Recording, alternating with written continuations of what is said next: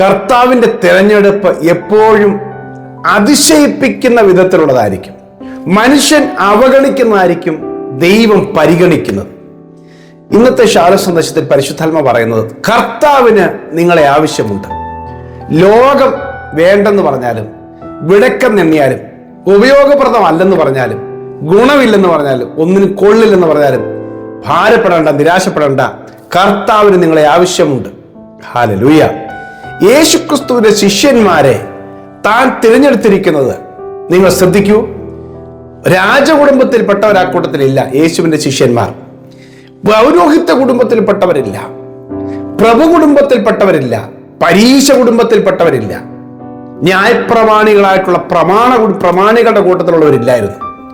യേശു തന്റെ കൂടെ നടക്കാൻ തിരഞ്ഞെടുത്ത 12 ശിഷ്യന്മാർ മിക്കവരും മീൻപിടുത്തക്കാരും ചുങ്കക്കാരും മറ്റുള്ളവർ പരിഗണിക്കാൻ പറ്റിയ, അംഗീകരിക്കാൻ പറ്റിയ യാതൊരു പ്രൊഫഷനും ഇല്ലാത്തവരായിരുന്നു.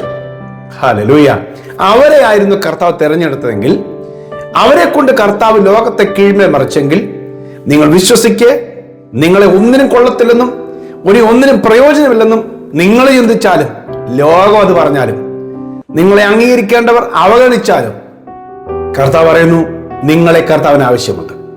മത്തായി സുവിശേഷം 21-ാം അധ്യായത്തില് യേശു യെരൂശലേമിലേക്ക് പ്രവേശിക്കുന്നതിന് മുമ്പ് ഒരു കഴുതയും കഴുതക്കുട്ടിയുടെയും പുറത്ത് യാത്ര ചെയ്യുന്നതിന് വേണ്ടി ശിഷ്യന്മാരോട് പറഞ്ഞു, നിങ്ങൾക്കെതിരെയുള്ള ഗ്രാമത്തിൽ പോയി ആരും ഒരിക്കലും കയറിയിട്ടില്ലാത്ത ഒരു കഴുതയെ കെട്ടിയിരിക്കുന്ന കാണും, നിങ്ങൾ അതിനെ അയച്ചുകൊണ്ട് വരണം. ആരാനും നിങ്ങളോടും വല്ലതും ചോദിച്ചാൽ കർത്താവിന് ഇതിനെ കൊണ്ട് ആവശ്യമുണ്ടെന്ന് മാത്രം പറയുക. ക്ഷണത്തിൽ അതിന്റെ ഉടമസ്ഥൻ നിങ്ങൾക്ക് വിട്ടുതരും. കർത്താവിന് ആവശ്യമുണ്ട് എന്ന് പറയുക.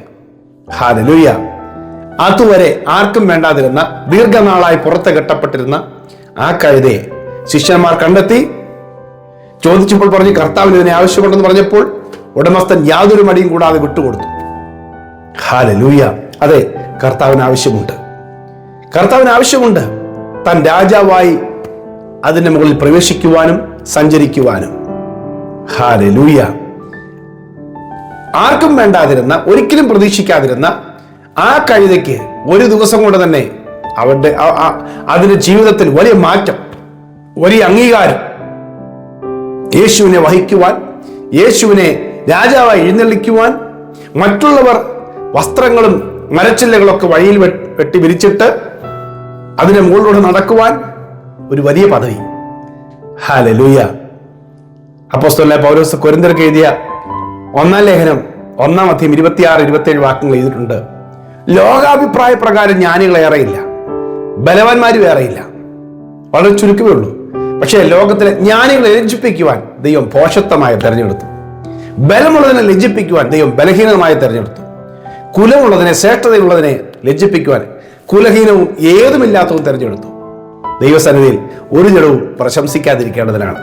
അതേ പ്രിയമുള്ളവരെ, ജ്ഞാനികളെ ലജ്ജിപ്പിക്കാൻ ദൈവം ഭോഷത്വമായി തെരഞ്ഞെടുത്തു. ദൈവത്തിന് വേണം ചിലതിനെ. ശൂന്യമായ ചില പാത്രങ്ങളെ കർത്താവിന് വേണം. ശീമോൻ പത്രോസിന്റെ പടക് ശൂന്യമായിരുന്നു. ആ പടകിനെയാണ് കർത്താവ് ചോദിച്ചത്, ഉപദേശിക്കാൻ എനിക്ക് വേണ്ടി ആ പടക് ഒരല്പം കരയിൽ നിന്ന് കടലിലേക്ക് നീക്കിത്തരാമോ? ശൂന്യമായ പടകിനെ അവൻ തന്റെ വചനത്താൽ ഉപദേശത്താലും നിറച്ച ശേഷം ആ പടകം നിറച്ച് മത്സ്യം കൊടുത്തു. ഹല്ലേലൂയ. തീർന്നില്ല. ഇനി നീ എന്നും മത്സ്യബന്ധനം നടത്തുന്നവനായിട്ടിരിക്കും എന്നല്ല യേശു പറഞ്ഞത്. ഇനി നീ മനുഷ്യനെ പിടിക്കുന്നവനാകും. മനുഷ്യനെ പിടിക്കണമെങ്കിൽ ഏത് പിടിക്കപ്പെടുന്ന മനുഷ്യനേക്കാൾ മികച്ചവനായി തീർന്നേ പറ്റുള്ളൂ. അതിനുള്ള ഗുണവും മണവും രൂപവും ഒന്നുമില്ലാത്ത ആ പത്രോസിനെ കൊണ്ട്, പ്രൊഫഷൻ അങ്ങനെ അല്ലാത്തൊരു മനുഷ്യനെ കൊണ്ട് കർത്താവിനെ ഉപയോഗിച്ചു. എപ്പോഴാണെന്നറിയാമോ? പരിശുദ്ധാത്മാവിനെ അവന്റെ മേൽ പകർന്നു കഴിഞ്ഞപ്പോൾ.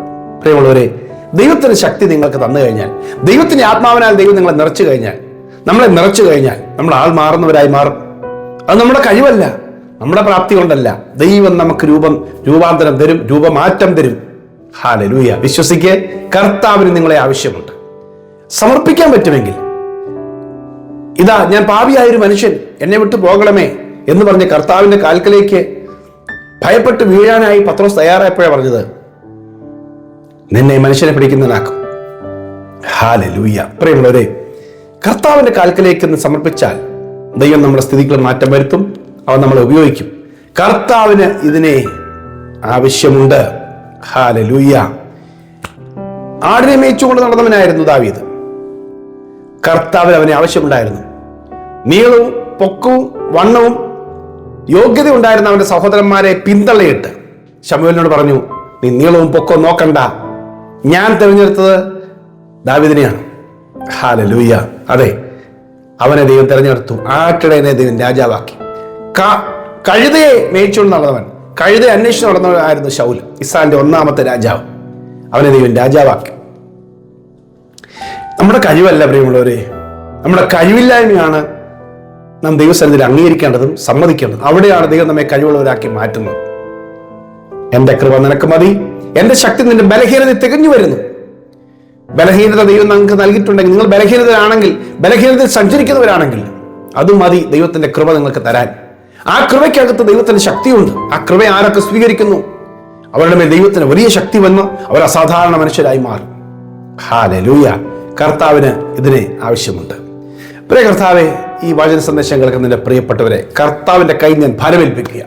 കർത്താവിന് ഈ മക്കളെ കൊണ്ട് ആവശ്യമുണ്ട്. ലോകം ഇന്നുവരെ കണ്ടിട്ടില്ലാത്ത, ചർച്ചക്കാരോ സമൂഹം ഇന്നുവരെ മനസ്സിലാക്കിയിട്ടില്ലാത്ത ഒരു ദൈവപ്രവൃത്തിയും അത്ഭുതകരമായ മഹത്വവും ഈ മക്കളിലൂടെ വെളിപ്പെടുത്തുവാൻ ദൈവം ആഗ്രഹിക്കുന്നു. അത് വിശ്വസിക്കുന്നു.